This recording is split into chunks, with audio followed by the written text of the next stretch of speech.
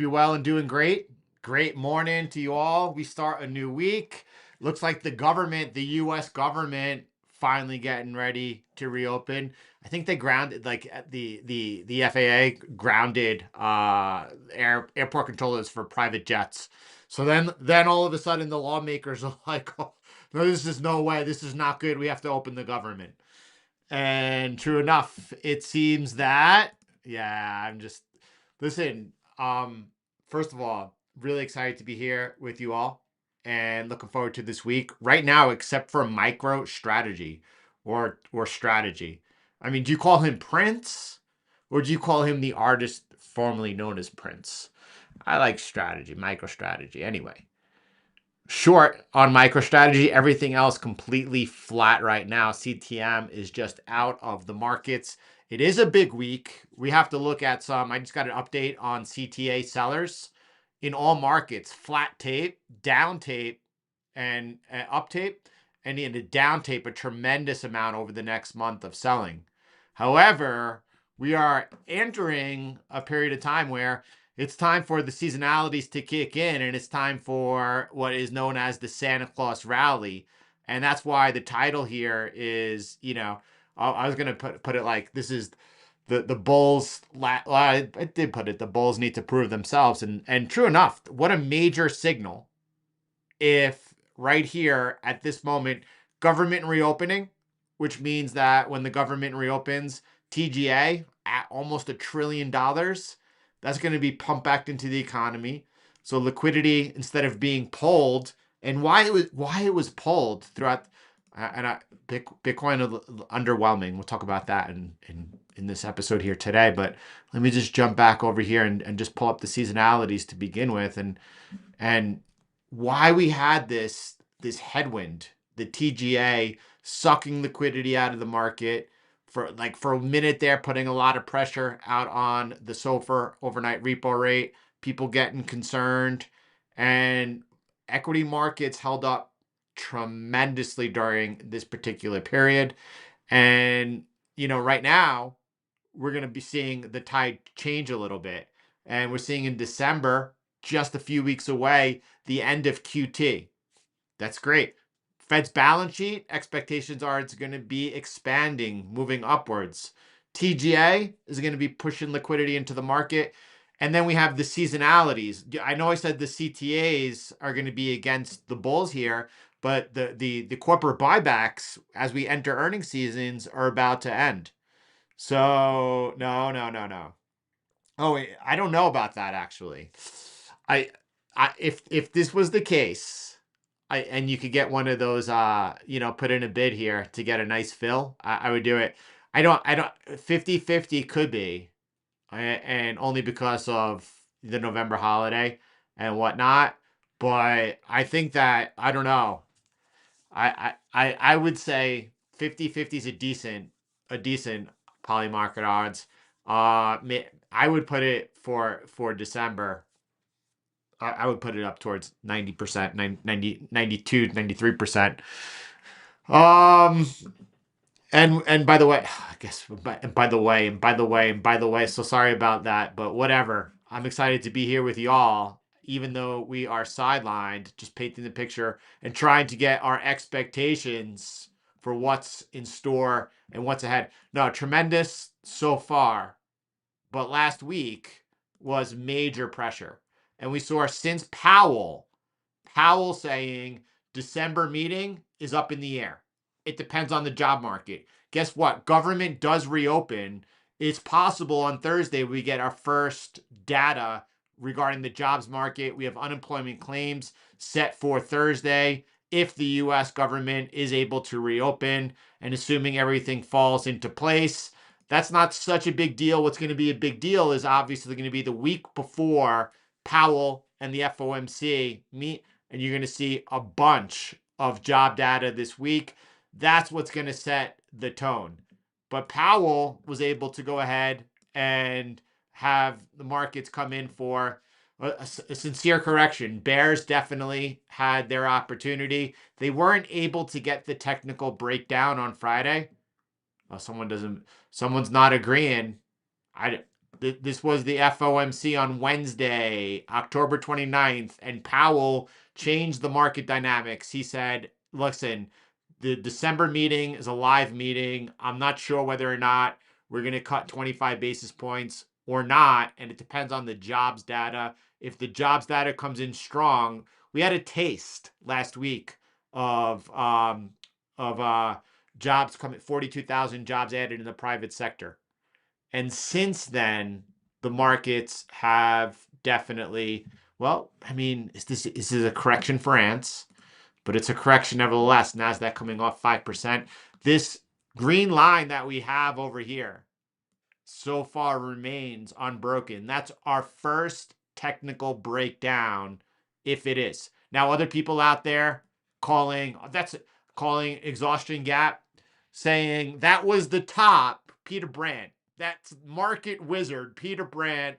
That's the top for the next 4 to 5 years. Funny enough, there's a good chance here.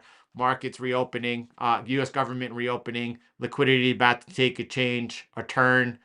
We just went through an earnings seasons really well. Corporate buybacks enter into the market.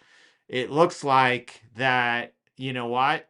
If the markets don't this month and into December, beginning of December, make a new all-time high, then it looks like the bears have finally been able to do some damage. Watch this line.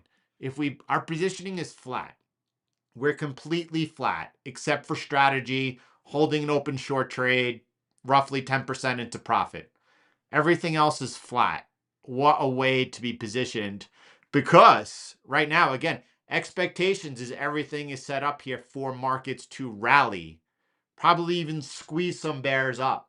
If that doesn't happen and the bears are actually able to gain some ground, that's a big tell. That's what we're watching for over here. Let's go ahead. So we're waiting for it to see if the government opens up. If the government opens up Thursday, we'll have the beginning of the trickle of jobs data, which is the most important metric for the market right now.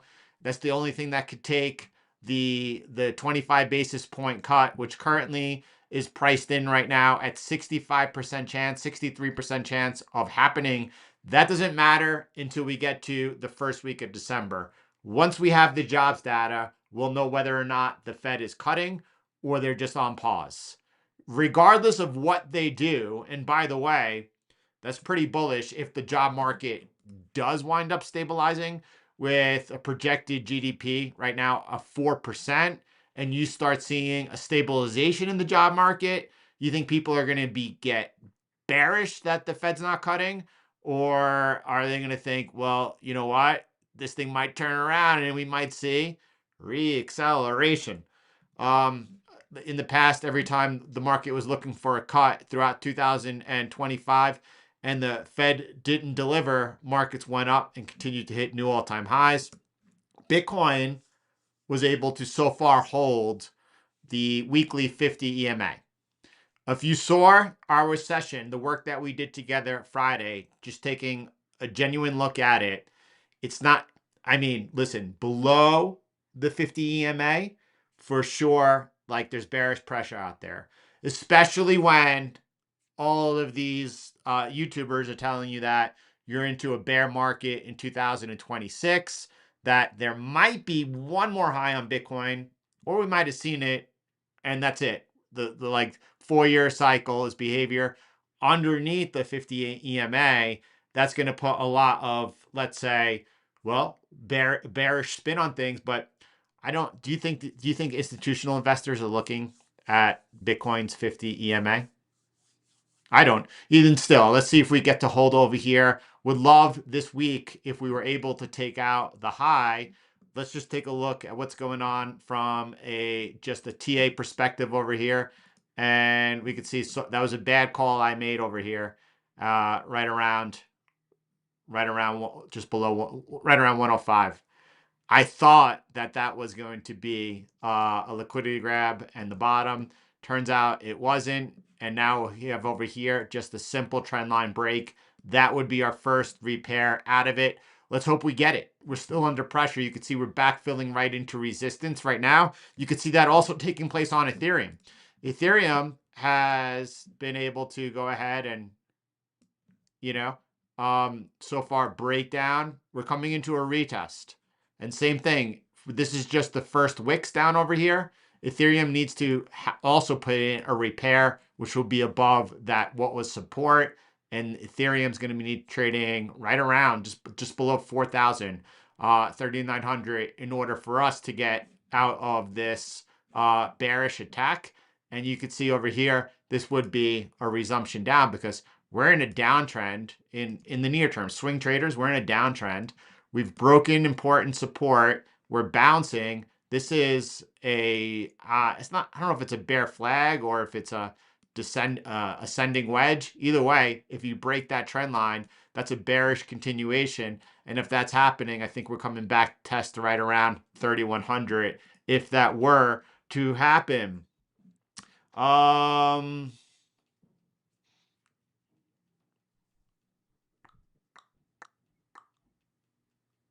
Is that true, Brendan? I don't think so, but if y'all confirm with me, what do you guys want? Is it the SMA or EMA? It's the EMA, but yeah, it's the EMA. But you all could confirm with me. That's cool. You know, I don't trust, verify. I was watching this video earlier today, and it was like from a Bitcoiner, and they're talking about like the gold market, and they're talking about like how the gold buying and price makes no sense in 2025, and they're like, you know, China's buying, but what that like Tether bought 56 metric tons of gold. The only central bank that bought more gold than Tether was Poland. Big shout out to all of Poland. The Polish central bank bought 63 metric tons. 63 metric tons. And behind that was Tether. China bought 23 official. I mean, when I say official, they reported 23 metric tons of purchases this year. The US didn't report anything. But if you've been following what happened in the first quarter, it was the US bringing and hypothecating a lot of gold that moved the price. Gold here bouncing. And again, nothing has changed as far as my expectations are. Look, we're entering into a period of consolidation. If we break above this line at any time, that would be a surprise. And you got to follow, just like here. I didn't expect a breakout. And, you know, you got to just stay on sides if that were to happen. But the length of this is pretty much about the length of the move upwards. And you can see the length of the consolidation here was just about the move up. So that's just like a rough guide of expectations before I'm looking for the consolidation to come to an end and to see if we make the next leg up. Silver here is above 50. The metals are moving, and Gold Rush is back on TV. Is anyone watching season, what is it, 16 maybe, of Gold Rush out in the Klondike? Absolutely love it. We're not, I don't know what you're taking profits on. You know, you got to be a little more specific about what you're looking to take profits on. I don't personally, my whole expectations are that we're not even close to putting in the cycle top. When we talk about cycle top, I'm saying that, you know, measured from halving to halving, which is like Bitcoin cycles are either measured from halving to halving, from cycle high to cycle high, or cycle low to cycle low. And the reason why the halving is used is because that's been the catalyst in the past that has caused what would be like a supply demand dynamic where the miners were the biggest influence of sell pressure on the network. And when their reward was cut in half, roughly 3 to 6 months afterwards, you would see price making an all-time high and moving up into a mega bull run. That didn't happen this time because it's no longer relevant. The miners are no longer the biggest selling pressure on the network. Price made an all-time high prior to the halving of their reward, and it was because of the inflows into the spot ETFs. It was a different type of investor that has now entered the market. A lot of people wondering whether or not the top is in. A lot of people wondering whether or not why price is so subdued. And I think for me, I like I think, and especially by the end of the year, we're entering now into what is like, you know me, I had the bears in the background wrongly, not for Bitcoin, but wrongly for the Nasdaq in most of September and October, because that was a period of caution for me. And as soon as we got through it, that's when Powell that's when Powell entered the equation, and 5% correction out on the equity markets. And why I continue this conversation, I need to bring to the your attention here that CTAs, right? So very bullish is going to be when government reopens, to see liquidity drained out of the TGA and put back into the economy.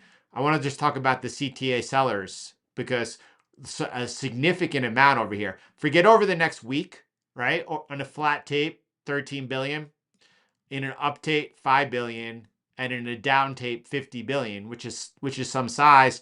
Over the next month, in a down tape, $213 billion. That's substantial, no doubt about it. Here are some, if you want to take a screenshot over here, S&P levels for CTA thresholds. And then I just want to just jump down over here. And so here, gamma is mostly negative overall. So it's inclined to extend rallies or sell-offs. So in this moment, volatility begets volatility. Going back a few weeks ago, going back into October, gamma was so that any sell-offs or rallies were basically going to be subdued. And that's not the situation that we have right now. So do expect follow through in this moment. And then if it's to the downside, if we were to get a technical breakdown over here, and let's just jump back on over here. If we did get a technical breakdown, that could be something that really extends. Now I'm in the bullish camp, and with CTA sellers, that's good, because then they're gonna have to cover. And so right over here we have we get reopening of TGA reserves unleashed. Negative Gavna kicks in and sends us to the moon, right? But bear in mind that positioning, blah, blah, blah, blah, blah. So every reason here, in my opinion, CTA selling in all tapes, that's kind of because of the buybacks now beginning from the corporate buybacks, which I do believe up until December 19th and in this quarter are the most heavy of all year. It's why you see things like this, the seasonalities really favoring. So every reason stands for bulls to make their run. Government reopening, right? We should see a rally. If we don't, I think that becomes a big tell.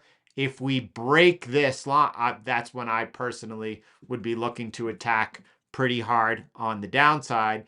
So assuming the bulls are able to defend here, right? Risk markets, tech, Bitcoin riding those tails over here. Do I think that in this window that we're headed, right, up until the end of the year, Bitcoin makes new all-time highs? Yeah, there's a very strong probability Bitcoin makes new all-time highs. If you asked me where Bitcoin would have been into the end of the year, I think I was more in the $150,000 camp. And I said, like, the utmost top side that I could see personally was like 170. If Bitcoin is able to make those new all-time highs, I don't know that it's going to be trading at 150. But this is really my expectations of where I thought we would be.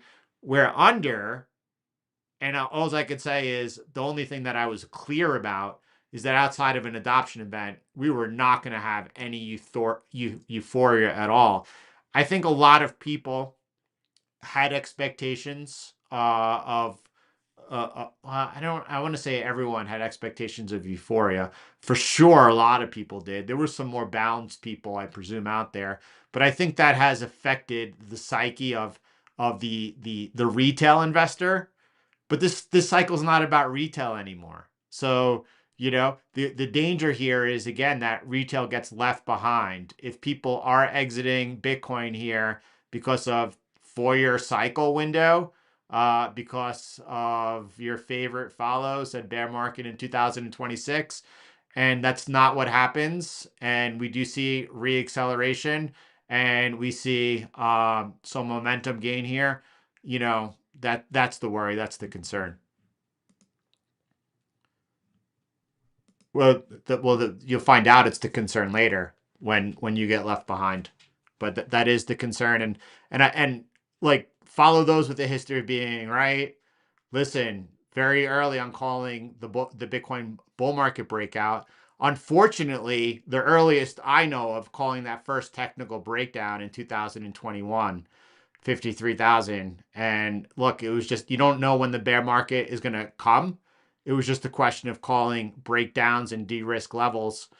Who's going to, you know what, it's a great question, Greg. And I think the best way to help you understand is just looking at the price of gold really quick with you. And we could look at gold, and gold's market cap is significantly bigger than Bitcoin's. Right now, we're at a $28 trillion market cap. And here's the thing, like, there was buying that took place in the gold market in 2025. Polish central bank, 63 metric tons. China, China less than half that, 23, 25 metric tons. Tether, the second biggest buyer, 53 metric tons.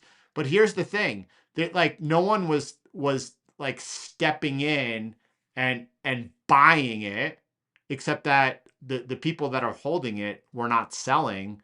And then in order to find a seller, that price is moving up. So what we've witnessed in the Bitcoin market throughout 2025, by the way, if you haven't smashed the thumbs down, go ahead. You'll be, first of all, I hope the algorithm doesn't bring you back, but you'll be back to be like, I just didn't under, I just wasn't able to understand at the time. I should have been open-minded and been able to listen to people with different opinions.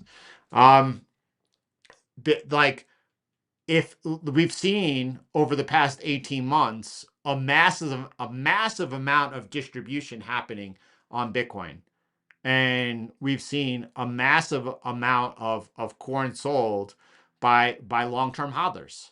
And yet I personally think it's so incredibly healthy as that went into new long-term holder hands. And throughout that period, imagine price above 100K and holding, and all that selling taking place.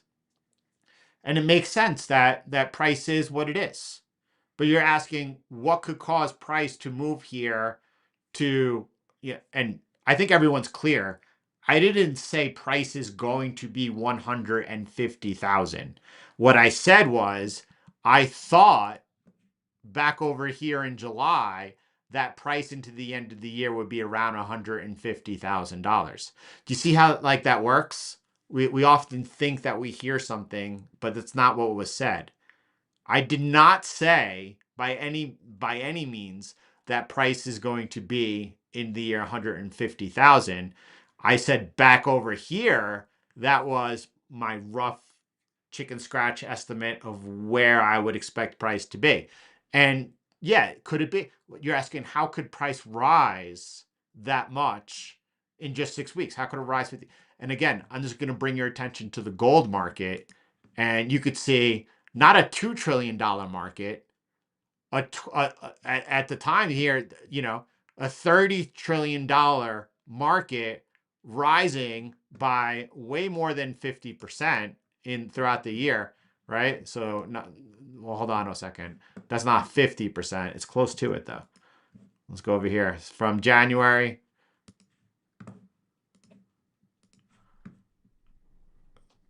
Well, rising more than 50%. But here's the thing, is that market is 10 times bigger, more than 10 times bigger than the Bitcoin market. And it wasn't as if all this money was coming in, causing that market to, central banks' holdings have increased in fiat terms because the price is rising. but it just means that there are not out people who are selling gold, and therefore to find a willing seller, price needs to rise. Same thing can happen with Bitcoin easily.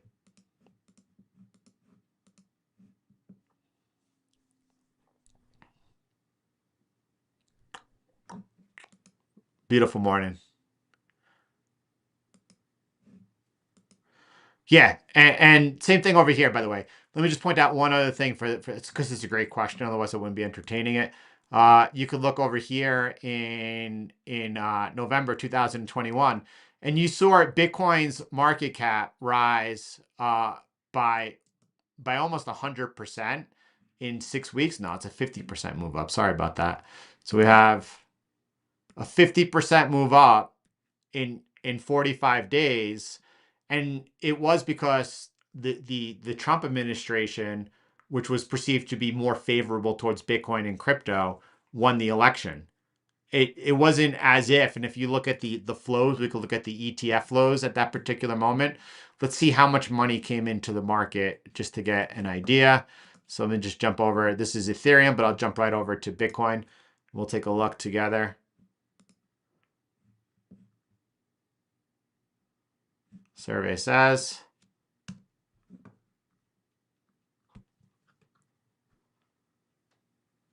Love it. So I'm going to just track into November, right? So November 2024.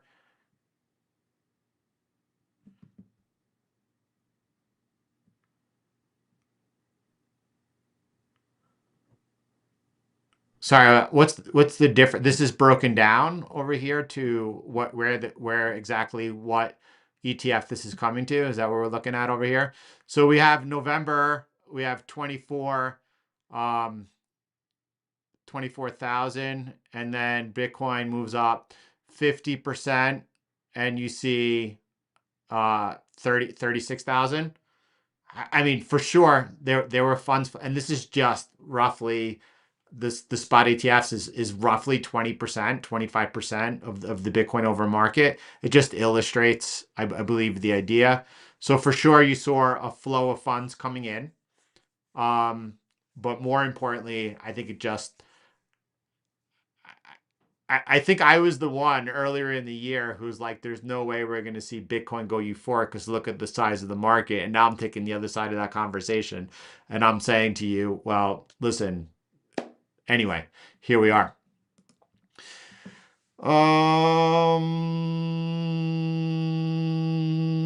Yeah, see, I think we're coming out of the slowdown. Yeah, but here we are. So, healthy day so far on the hopes that the US government is going to be able to reopen up. If it does reopen up, obviously we're going to be seeing the TGA being what was a headwind. And by the way, the Treasury has a lot of issuances up on store. Let's take a quick look over here. And we could see a little short-term paper now being offered roughly $250 billion. And then some longer-term paper here with $42 billion 10-year, some 3-year. And that's going to start reversing. And the Treasury is going to see the TGA coming off a little bit as government opens up. It's going to be good for what was a headwind to be removed, QT ending. And the only really, let's say, negative flow we have right now is in all markets, the CTAs. But if indeed we get some short covering in from last week's move, and CTAs all of a sudden, are forced from sellers to buyers, that's even more momentum with the corporate buybacks. I remain bullish over here. Markets have been absolutely incredibly resilient. Actually, the only other time off of a 20% correction and coming off of, again, also 20% back-to-back years was the 1998 track. And you could see both of them right over here, just massively. But a lot of people are bearish, and they're bearish because of what was the 4-year cycle window is now expiring. But anyway, I think the greatest thing that a lot of people are going to realize that they got wrong was that we have the new dynamic of fiscal dominance now, a very important force in the market. The best way to illustrate that over here is that markets break out in 2023 and go in so far a 3-year bull run. And that's with Fed policy, monetary policy, extremely tight. We're just now moving towards the portion where the Fed is beginning to ease monetary policy. A lot of people are concerned that they've seen in the past when there's been rate cuts, markets come into some big correction. I told you the last 2 years, I've been telling you that what matters is whether or not they're cutting into a recession or normalization. And if they're cutting into a recession, basically on average, 12 months out, 1 year later, S&P is off 11%. If they're cutting into normalization, S&P up 14%. And you could look at things like at the peak of it, Jordan's like, you know what? I think we're seeing the job market going to stabilize over here. We've only had one positive print since, but PMIs are beginning to expand up. That's showing that this cycle, while a lot of people see it as late, I see it as more late to mid, right? It has the opportunity here to re-accelerate out. Some other things that like we're seeing, yeah, there's a massive, massive AI race going on right now. For sure, it's between the US and China, but it's also between the US and these 5 major frontier models that are jockeying for position. And they're the ones spending a lot of money. And and that is affecting GDP. And GDP right now is definitely not, like people like stagflation. Well, growth is not really stagnant. Now, are there a segment of the population that are suffering? Of course. Are we seeing a silent recession or depression? Absolutely. Is it fair and just that these data centers are causing people's on an extremely tight budget for their utility costs to rise? Absolutely not. It's horrible, and it's gonna get worse in so much as that this trend that we're seeing of the top of the top of the population thriving, and then that widening bottom portion, and the middle class diminish. Yes, this is why you need to make good decisions. This is why you really need to commit to your future, and you need to stop taking shortcuts. Put the work within us every day. It's on time. That's the best. I love it.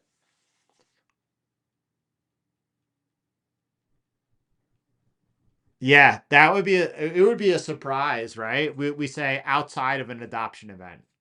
And it remains to be seen what's going to happen here. There's definitely a lot in motion. Uh, Unfortunately, games are games, and first priority here, what is for the U.S. is getting the jobs, getting the government reopened. We got for me a pivotal point. The pivotal point. Don't forget next year. What do we have? We have Powell out, and what is likely to be a more let's say, favorable for this administration's desire to actually engineer growth is going to be coming into place. We likely are going to see target rate lower, Fed funds coming off next year further. Likely December cut comes in. If it doesn't come in, that means that the main worry that was overhanging the market right here was the job market.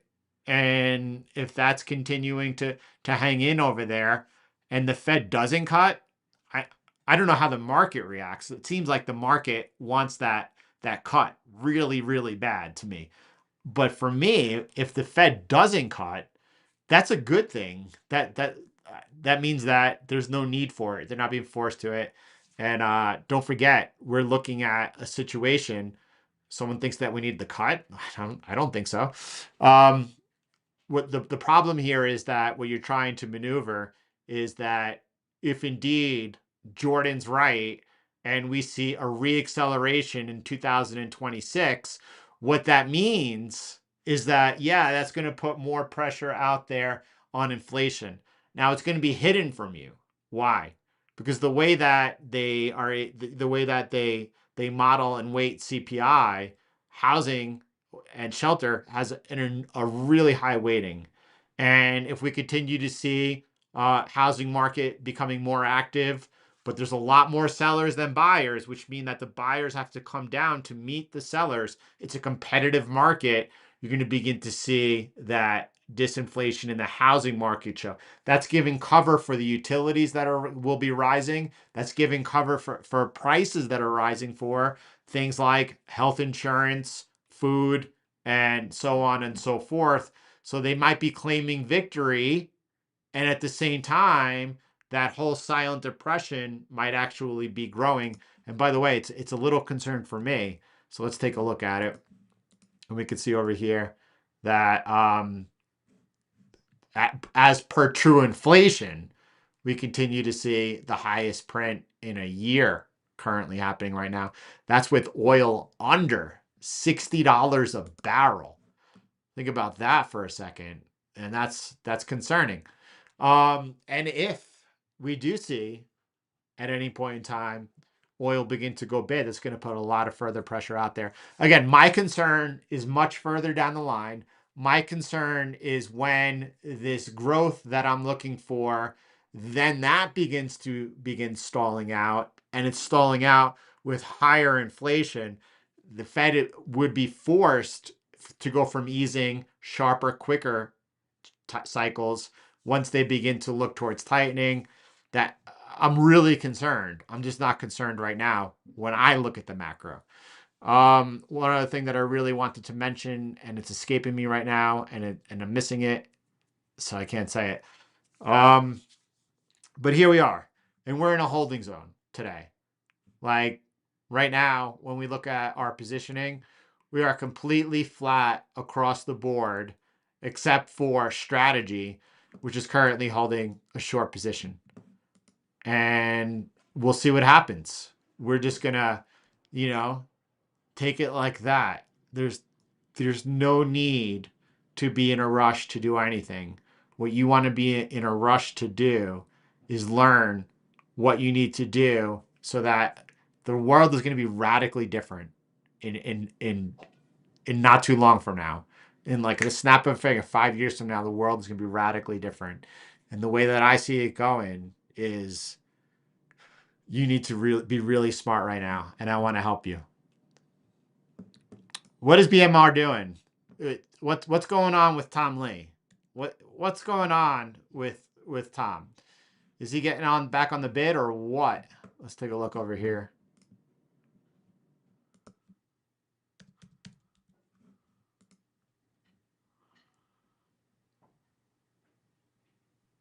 So, I mean, mega move up and pump. So far, consolidating. It's dependent on what happens with Ethereum. Is Ethereum going to make that repair? If Ethereum makes this repair up, for Ethereum to move 25% by the end of the year into all-time highs is nothing. If that's happening, BMNR is going to be breaking out of this consolidation that it's currently in. Oh, trying to find it over here. All right, consolidating. I don't know how to line that up. Just like this. Here's a breakout would be. I would just go off of here. But if Ethereum actually breaks down over here and breaks down and makes another leg down, then obviously it's going to be under pressure. All right, y'all. We're getting into it. There's something I like today. Like as we were talking about Bitcoin, there was a lot of thumbs down. Three people strongly disagreeing, and this was up over here. Let me just find it. So I think for me, what that means is that actually a lot of people have very bearish expectations. That's fine. Live and learn. Here we are.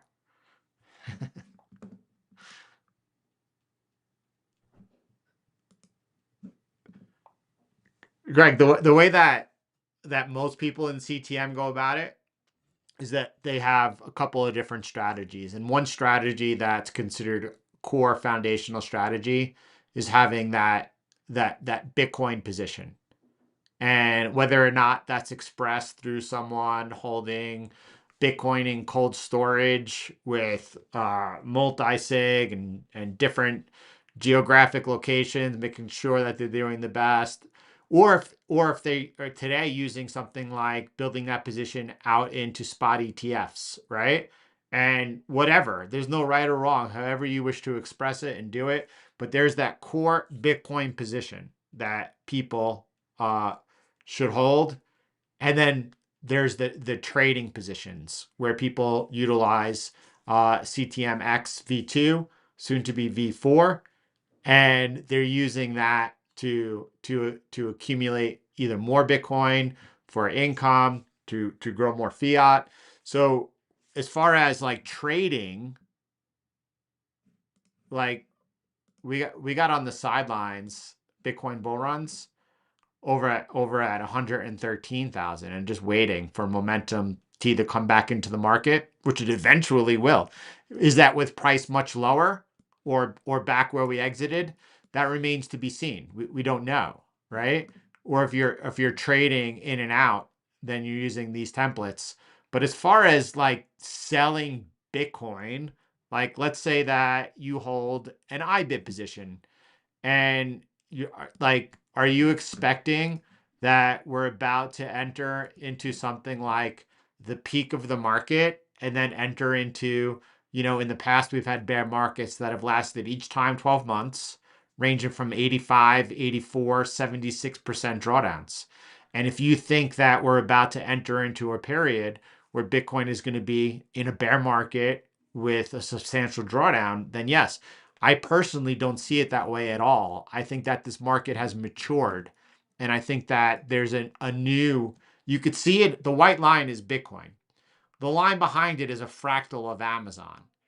And for me, the way I view it is they're both assets that have undergone and are undergoing S curve adoption. And they all have the similar traits where in the beginning there's this mega hype phase and volatility, and then it goes through a facing realities phase. And then it enters into what I call an exponential walk up, which goes towards the top end of its deviations. So for Bitcoin, why people are looking for diminishing returns, I'm looking for diminishing volatility.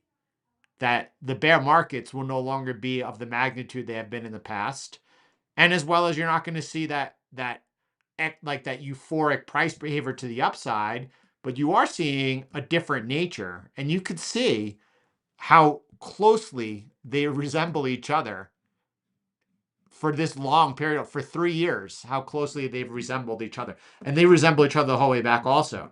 So my expectation is you might see we just saw in April NASDAQ correct 30%, Bitcoin corrected 30% also. If we were to enter into a recession in 2026 and the NASDAQ came off 30%, I think Bitcoin's coming off potentially as much or even more as in the past. However, my expectations are that we're going to see a significantly diminished downside volatility, and that upside walk is going to continue unless something changes. Unless maybe the Democrats in the US sweep the midterm elections, and maybe Kamala Harris runs again in 2028 and she's polling like she's going to win. Hey, if that's happening, I think that we're going to see a sharp reversal in the US embracing Bitcoin, and that's going to put let's say a strong suppression out on the case for the adoption of Bitcoin. I don't see that happening right now. We'll watch for everything. Everything, the macro could change rapidly. For sure. There's no doubt about it. I strongly am in the camp that we have been seeing a long suppression of the business cycle, which a lot of people think, and those same people thought for sure September 2024, Fed cut 50 basis points. They were calling recession. Fed does it again this September. They're like, that's the top. And I'm seeing what's going to be an expansion that hasn't happened yet of the business cycle. I think that PMIs get, when they're at above 56, that's when things begin running pretty hot. And we're not even close to it running hot. I think that what they're trying to do, and they might not be successful. We might muddle along a lot longer than I anticipated. But it seems to me that this thing is going to end, hopefully, likely, with things running hot. Now, if I'm wrong, I'm wrong. I'm gonna adapt as quickly as possible. But there's nothing yet I see. All right, everyone.